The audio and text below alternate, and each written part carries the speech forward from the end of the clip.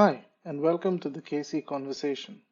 This is a new series that talks about functional relationships. I have a few people that I know who are dealing with certain kind of problems when it comes to relationships and the idea of being married and what it means to be in a relationship or married. Now, what I'm going to talk about is obviously my point of view, and this is contextual and it's limited to my understanding of what's happening in people's lives in general. It obviously differs if circumstances are very personal and very unique.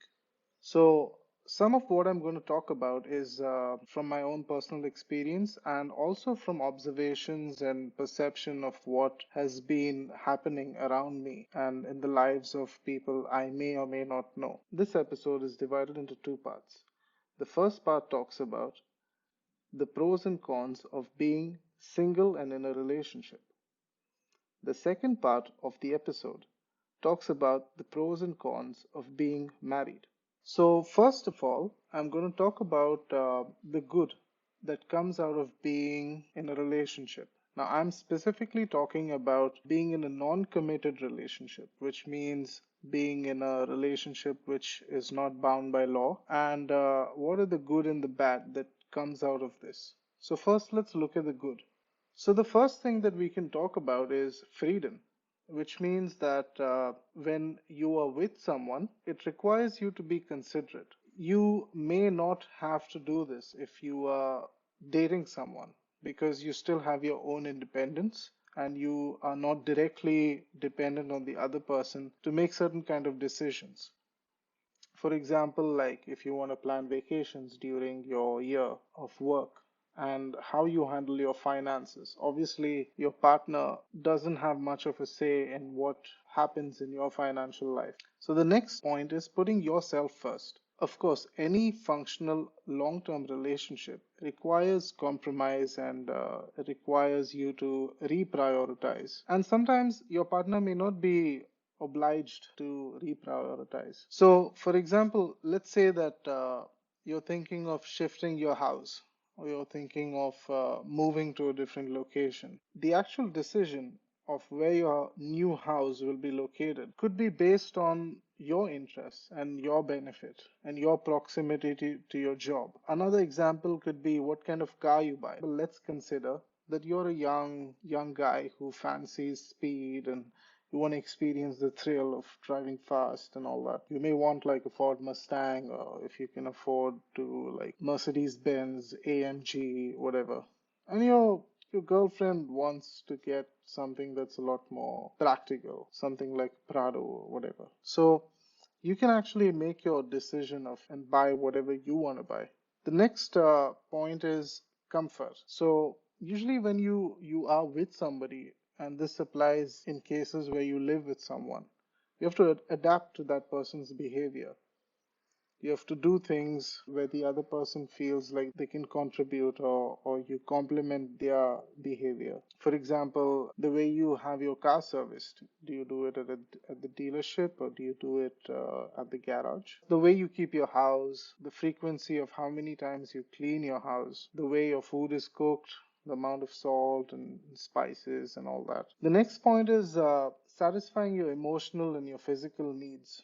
So if you are with someone and you're not married, you can still have the benefit of sharing your life with someone. You can have your emotional needs looked after. You can have your physical needs looked after. You can do all this without the hassle of being committed to that person. And when this happens, you can have a lot less complex relationship because as legality gets involved and when you're married to someone, just by definition, there's a lot more complexity that's added to your relationship and its dynamic. The last point over here is you have a lot of control over your relationship and you have a lot of control over whom you have to deal with. So sometimes when you have a relationship with someone, they come with people who are connected to them, like their family and their friends and events that happen in their life. Over here, you don't have too much of an obligation. So, for example, if you find some of your partner's friends toxic or disturbing or offensive, you can just say that, listen, I don't want to deal with this shit. It's the same with the family members because you're not legally bound. You don't really have to please anyone. You may want to, and that's totally your prerogative, but you really don't have to. So these are the pros of being single, which means not married, while you're dating. Now let's go to the bad part of being single while you're dating. So the first point is that your partner could quit on you. So let's say the going gets tough. Situations in your life may bring up difficulties that somebody else may need to face because of you. If someone is not legally bound to you and they're not really connected to you in the financial dynamic and in, let's say, living together and all that, then they might just quit and say, this is too much to deal with. I don't want to do all this. Like, I can probably like find somebody else. Or it obviously is a lot to deal with. As you get older, life gets a lot more complicated, and sometimes you may not want to deal with somebody else's nonsense.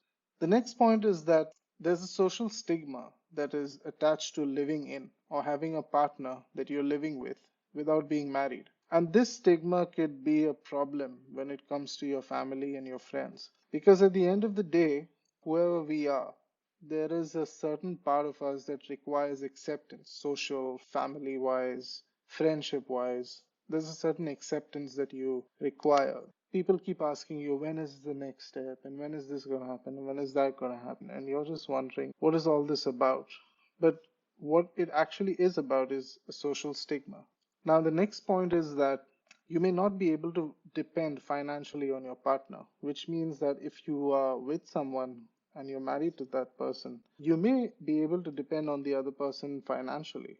I'm not saying that be selfish and you go out of your way to make the other person feel like they need to support you. But what I mean is, like, in case you're having like a bad month or like a bad year or something, you can ask money from person that you're having a relationship with. I mean, you're being physical and personal with your partner, so asking them for a favor, asking them for some money is not too much of a big deal. Another point is your life plans could get sidetracked. Like, let's say you want to buy your asset, you're into stocks and you may want to have children, or you may want to move to a different place. These plans of yours, they could get sidetracked, and you may not know how long it may take for the other person to get in line with what you intend to do with your life. The next point I'm going to introduce is that of uncertainty. Now, when it comes to being in a relationship where you're single and you're dating, there are times when you may question the validity of your relationship. There are times when you may wonder where this relationship is going and where is it taking you and how long is it going to stay the way it is? Is it going to stagnate? Is there going to be any progress? There's almost an itch of uncertainty that runs through the back of your mind to bring you to question your relationship and how good or bad is it. This is quite unnerving, it's unproductive, and it holds you back from taking the next step, and it holds you back from actually finding out what your worth is. So life relatively is quite uncertain, but I'm talking specifically to this kind of relationship dynamic, and this kind of situation definitely is a lot more uncertain than it would be if it were the other way around and you were legally committed to someone. The next point is that of a lack of genuine concern. It is possible. I'm not saying that this is how it is, but there could be a good possibility that there may be a lack of genuine concern. Let's face it, like, life is hard, and sometimes you have to look out for yourself. You're born alone and you may die alone, and your well-being is not directly connected to your partner's life when it comes to a situation where you're just dating someone. And it's the same for your partner as well. So there could be a lack of genuine concern that could sometimes be a problem, and it could be hurtful. It is something you have to consider when you are not married to someone. At this moment, I will conclude this video and have it as the first part of the episode, Views on Functional and Dysfunctional Relationships. In the second part of the video, we will talk about the pros and cons of being married.